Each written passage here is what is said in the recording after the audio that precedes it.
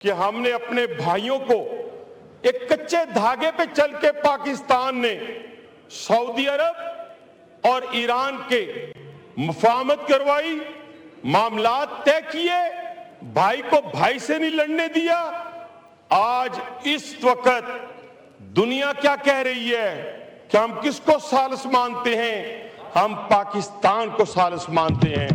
اور اس سے بڑی بات کہ آج بھی اگر کیڑے نکالنے ہوں تو ہم کہیں دائیں سے، کہیں بائیں سے، کہیں اوپر سے، کہیں نیچے سے نکل کر یہ بات کہندے نے پنجابی چ آٹا گندیاں ہلدی کیوں ہیں۔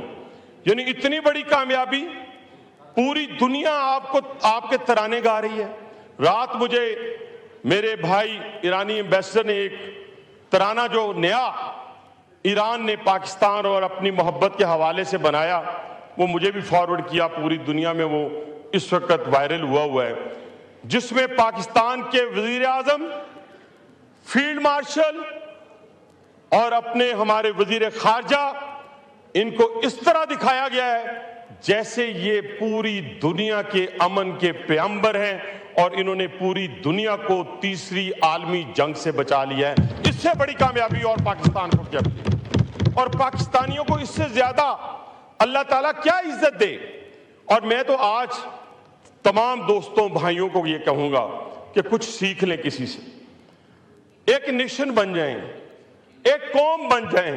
خدا کی قسم سامنے کھڑے ہیں، ہم نے تو قید کی وہ صعوبتیں، یہاں آج دوست بھائی بات کرتے ہیں، میں کسی کی قید پہ خوش نہیں، میں کسی کے اوپر غلط الزامات لگا کر میں کسی پہ خوش نہیں، لیکن مقافات عمل ہے جناب اسپیکر۔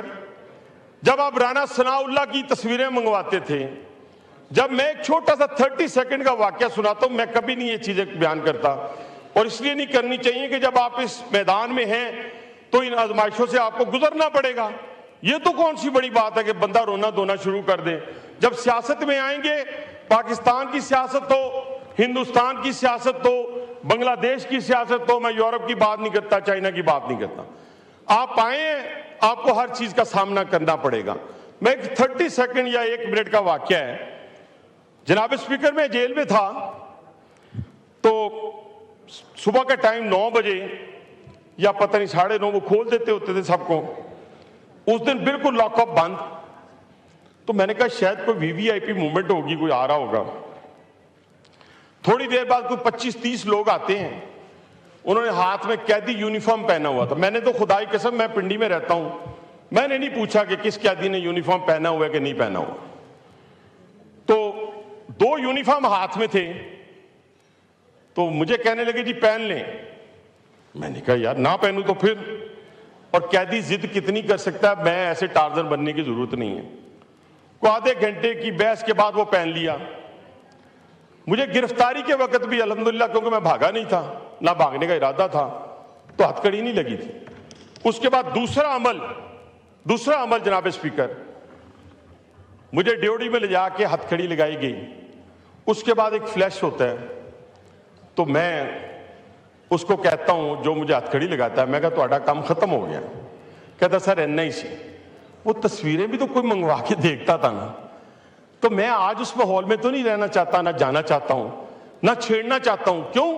کہ آج تو مجھے دنیا میں، آج جنیوا میں ہوسٹ کون ہے؟ آج پاکستان کا وزیر اعظم ہوسٹ ہے، وزیر اعظم۔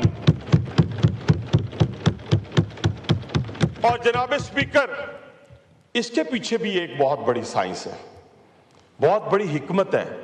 یہ جو فتح آپ کو نصیب ہوئی ہے، آج عزت نصیب ہوئی ہے، یہ 10 مئی کا شاخسانہ ہے۔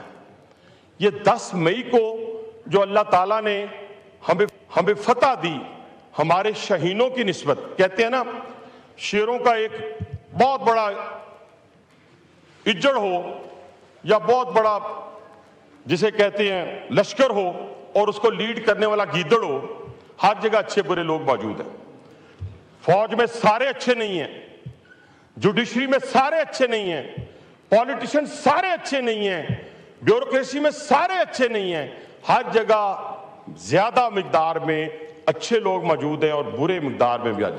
تو کہتے ہیں کہ لشکر شیروں کا ہو، لیڈ گیدڑ کر رہا ہو، تو پھر ٹینکوں میں ڈیزل بھی نہیں ہوتا، پھر جہازوں میں تیل بھی نہیں ہوتا۔ تو جب شیروں کی قیادت جو ہے، دل کھولیں یار، کون ہے؟ پاکستانی فوج کا سپہ سالار ہے جس نے انڈیا کو لاکھوں چنے چبوا دیے ہیں، جس نے افغانستان کے اندر موجود ٹیررسٹ کے ٹھکانوں کو تباہ و برباد کر دیا ہے، جس نے کہا کہ اگر ہم نہیں تو پھر کوئی بھی نہیں۔ تو یہی بات یہاں تک نہیں رکتی، اب اس کے پیچھے بھی تو کہانی ہے۔ اس کے پیچھے کیا کہانی ہے؟ میری پارٹی سے نہیں تھا، اس لیے میں کہتا ہوں کچھ چیزوں پہ آپ اکٹھے ہو جائیں۔ وہ مملکت خدا داد پاکستان کی سالمیت ہے، اس کا نام تھا شہید ذوالفقار علی بھٹو۔ ہم بچپن سے مخالف ہیں، رہے بنایا گیا، دماغ بنا دیا گیا، جیسے بنایا جاتا تھا کہ یار یہ غدار ہے، یہ مسلمان نہیں ہے، ٹھیک ہے سر۔